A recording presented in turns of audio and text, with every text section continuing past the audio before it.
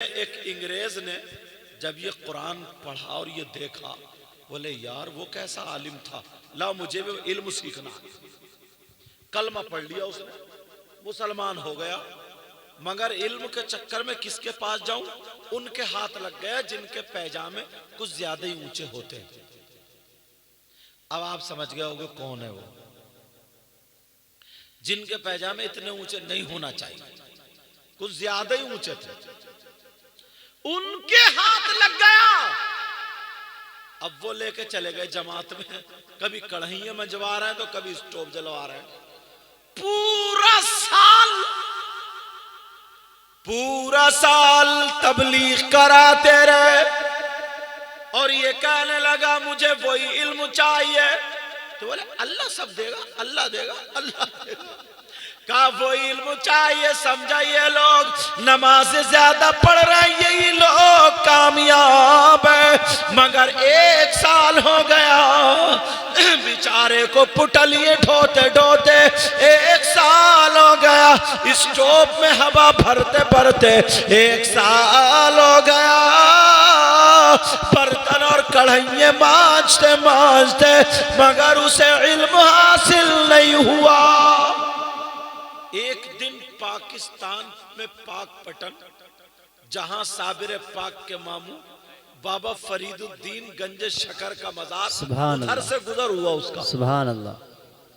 कहां से गुजर हुआ? बाबा फरीदुद्दीन गंज शकर के मजार शरीफ से। बेशक उसने देखा कुछ फकीर हैं झाड़ू मार रहे हैं, कुछ फकीर है पंखे झल रहे हैं, और लोग आ रहे हैं जियारत के लिए, जा रहे हैं आ रहे हैं जा रहे हैं। इसने कहा यार ये भी तो मुसलमान लग रहे हैं। इसने उन लोगों से कहा जिनके पैजामे ऊंचे, कहा ये कौन लोग हैं? तो यहां मत जाइयो, यहां मत जाइयो, यहां शिर्क हो रहा, शिर्क हो रहा, यहां मत जाना। कहा यार टोपी लगाए हुए दाढ़ी बिल के, मुझे तो जाना है। वो हाथ छुड़ा के चला गया। जैसे ही पहुंचा रास्ते में एक फकीर ने पकड़ लिया। फकीर बोला लग रहा है बाबा के मेहमान हो तुम। फकीर क्या बोला? बोले लगता है तुम बाबा के मेहमान हो। बोला जी मैं मेहमान हूं। कहा अच्छा, जब बाबा के मेहमान हो तो हम मेजबान हैं, बताइए क्या चाहते हो, क्या लोगे, ठंडा या गरम? अंग्रेज चाय के तो शौकीन। कहा ठंडा नहीं गरम चाहिए। जैसे ही उसने कहा गरम चाहिए, इस अल्लाह वाले ने हाथ को ऐसा किया,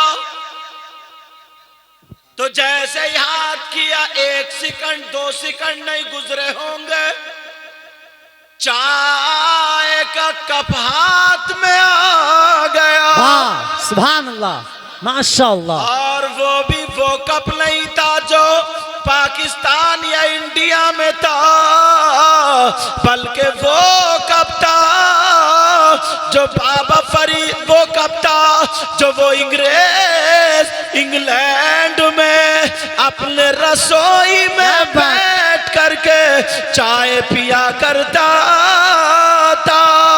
वह इंग्लैंड से 1 सेकंड में कब आ गया, कहने लगा इसी इल्म की तो तलाश थी। बाबा नारे तकबीर, नारे रिसालत, मसलके आला हजरत, सरकार दो आलम कॉन्फ्रेंस, सरकार की आमद, मुख्तार की आमद, बाहा की आमद, यासीन की आमद, हुजूर सैयद मुकीमुर रहमान साहब किबला, गुलामाने मुस्तफा कमेटी, सरजमीने मनहेरा।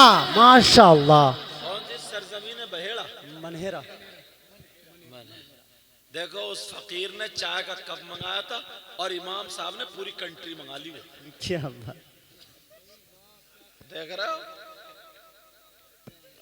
देख रहे निजामी साहब, माशाअल्लाह। ये अपना हिस्सा लेके बड़ी पीछे बैठ गए। अजाई बाकी है। अच्छा तवज्जो है ना। अब उस चचा की कंट्री की तरफ मत देखियो, उस चाय का ध्यान रखियो। फकीर बोला पियो। अब वो पिए या वो अपना इंग्लैंड का कप देखे जी। कहा बाबा ये बताओ ये इल्म कहां से हुआ, मैं तो 1 साल से स्टोव में हवा भर रहा हूं। बोले बेटे पूरी जिंदगी हवा भरता रहे, फिर हवा निकल जाएगी, मगर कुछ भी तेरे हाथ नहीं आएगा। अगर उधर रहा तो कुछ भी नहीं। कहा ये बता दो इल्म कहां से हासिल हुआ? वो फकीर कहने लगा अल्लाह वालों की झाड़ू मारने से। सुभान अल्लाह, सुभान अल्लाह, माशाअल्लाह। अल्लाह वालों की। अच्छा यार, फकीर भी अजीब ही होते हैं, बेशक फकीर भी अलग ही होते हैं। एक फकीर था, शादी नहीं करता था, गांव वालों ने जबरदस्ती शादी करा दी साहब। उसके हो गए 6-7 बच्चे। जब शादी हुई तो बच्चे तो होने ही थे। चलो एक औरत गांव की, उसने खिचड़ी बनाई, और खिचड़ी उचड़ी बनाने के बाद तुम लोग मुझे देखो, इन नोटों को मत देखो। इन कमेटी वालों का यही काम है, लाना और ले जाना। तुम भी ये काम कर सकते हो, मगर शायरों के नंबर पे तवज्जो है ना। अब सुनो, अब उसने खिचड़ी बनाई, शक्कर उसमें घी लगाया, और लगा करके उसने जो सा फकीर की बारगाह में ले जाओ। उसने कहा बाबा लो खा लो। बाबा ने आधी खाई और आधी खा कर कहा वो नदी के उस पार मेरा भाई बैठा है, आधी उसको खिलाइया। तो बोली बाबा नदी में इतना पानी मैं कैसे जा सकती हूँ? बोले जा, नदी से कह दिए, पानी से कह दिए, उस बाबा ने भेजा जिसने अभी तक अपनी बीवी को हाथ भी नहीं लगाया। अब वो बोले हाथ नहीं लगाया, फिर बच्चे चक्कर में पड़ गई वो। मगर सोचा चलो फकीर है, क्या करूं? वहां गई और जाने के बाद कहो नदी सुन, मुझे उस बाबा ने भेजा जिसने अपनी बीबी को कभी हाथ नहीं लगाया, जगह दे दे, रास्ता दे दे इतना का। तो इधर का पानी इधर रुक गया और इधर का इधर रुक गया, रास्ता बन गई। सुभान अल्लाह, माशाअल्लाह। जैसे ही रास्ता बनी, अब पार गई, मगर दिल में वही यार बात तो गलत थी, नहीं बात तो गलत थी, दिल में गई। कहा बाबा खा लो। उन्होंने भी पूरी साफ कर दी, बढ़िया करके चाट ली, और चाटने के बाद बोले जाओ। बोली बाबा जाऊं कैसे, नदी तो फिर भर गई। तो बोली उधर से कैसे आई थी? बाबा कहियो मत किसी से, निरा झूठ चल लिया। कहा कैसे झूठ चल लिया? औरत थी ना। कहा कैसे झूठ? कहा बाबा अल्लाह झूठ न बुलवाए, 6-7 बच्चे हैं, और वो उन्होंने ये कहलवाया, मैंने कहा, मगर नदी भी कहना मान गई। तो बाबा मुस्कुरा के बोले जा, नदी से कह दिए जिसने अभी तक एक लुकमा भी नहीं खाया उसने भेजा। जी क्या बात है। पियो, इमाम साहब ने मंगाई है, पियो, समझे? कहा उस बाबा ने भेजा जिसने एक लुकमा भी नहीं खाया। वो बोली या अल्लाह आज मैं कहां फंस गई झूठों में। और वो आधी प्लेट कहां गई बाबा? दिल में कह रही थी। आई बेचारी, फिर पीछे को देखे, आई फिर पीछे को देखे, और जैसे ही देखा तो बोली कहूं नहीं कहूं, लेकिन कह देती हूं। नदी से बोली ओ सुन रही है, उस बाबा ने भेजा है जिसने अभी तक एक लुकमा भी नहीं खाया। नदी ने जगह दे दी, रास्ता बन गया। घर आके सर में दर्द, गिर गई, पड़ गई। शौहर बोला क्या बात? बोली मत पूछो मत पूछो। बोली वो बच्चे जो फकीर के घर टहलना किसके? तो बोला उन्हीं बाबा के, मियाँ के हैं। तो कह रहे मेरे साथ में ऐसे ऐसे हुआ है, नदी से कह दिया, जगह दे दी, और बड़ी बात यह है मेरे सामने आधी प्लेट खा गए, और वो भी चाट चाट के चटखारे ले कर गए, और बोले ये कहा कि जा, उसने अभी तक लुकमा नहीं खाया, जगह दे दी। वो अपनी बीबी को पकड़ के ले गए। बोले हुजूर बीबी मर जाएगी, बीबी मर जाएगी, मगर बात बता दो, बात क्या? वो अल्लाह वाले कहने लगे सुनो जरा, सुनने की बात है। वो अल्लाह वाले कहने लगे सुन बेटा, मैंने जो शादी की है अपने नफ्स के लिए शादी नहीं की है, सुन्नते रसूल के लिए की है। ओ बेटा मैंने अपनी ख्वाहिश के लिए, अपने नफ्स के लिए आज तक बीवी को हाथ नहीं लगाया, सुन्नत रसूल समझ के लगाया। ओ बेटा उसने जो खाना खाया कभी अपने पेट के लिए नहीं खाया। दावत कबूल करना सुन्नत है, सुन्नत समझ के खाया। नारे तकबीर, नारे रिसालत, मसलके आला हजरत फैज़ाने औलिया इकराम, शाने औलिया इकराम, अस्मते शाने औलिया इकराम, वक़ारे औलिया इकराम, अल्लामा सैयद मुकीमुर रहमान साहब किबला। माशाअल्लाह माशाअल्लाह सुभान अल्लाह।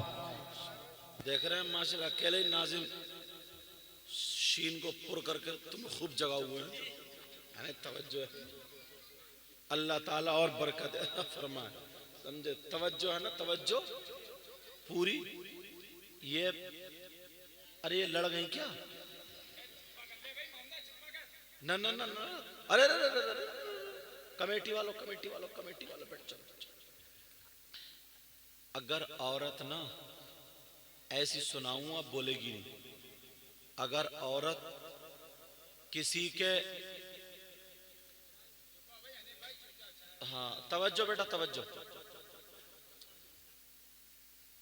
अगर औरत किसी के जनाजे पे भी जाएगी ना, जनाजे पे, तो रोएगी हूं और आंसू भी झूठे, आंसू के हूं इधर को देख रही है हूं और उधर हूं, और बराबर वाली से कह रही है कपड़े कहां से लाई है। तो मैं यही बात अच्छी लगी तो रख